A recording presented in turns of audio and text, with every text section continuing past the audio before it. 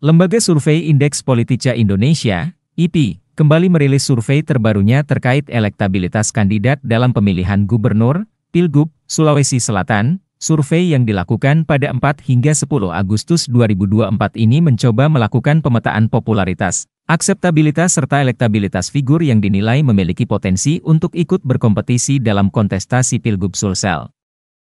Di samping itu survei ini juga memotret kecenderungan perilaku pemilih dalam perspektif gender, usia, tingkat pendidikan, pekerjaan, penghasilan, preferensi agama, afiliasi ormas dan preferensi suku dan lain-lain.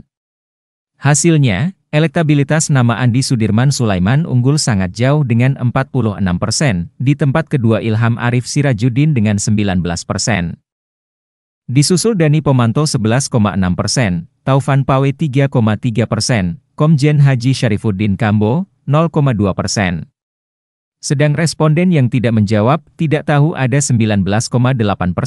Nama Andi Sudirman pun menjadi top of mind dengan angka 24,8%.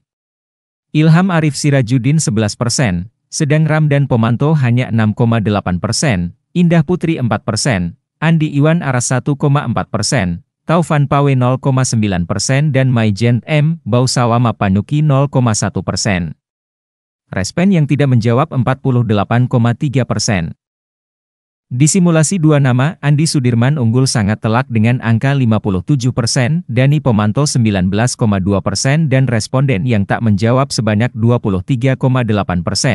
Hasil riset PT IPI di bulan Agustus ini yang kami laksanakan dari tanggal 4 sampai tanggal 10 Agustus, memang di sini menghadirkan beberapa gambaran riset yang cukup menggembirakan ya. Misalnya terjadi lompatan popularitas dan akseptabilitas dari dua figur yang besar kemungkinan akan berkontestasi di Pilkada Gubernur 2024 ini, yaitu Andi Sudirman Sulaiman yang popularitasnya sebelum itu hanya 60% lebih, sekarang sudah bermain di angka 80%. Akseptabilitasnya pun sudah naik menjadi 78%. Nah, sehingga elektabilitasnya pun dari 31% naik menjadi 46% secara personal ya untuk Andi Sudirman.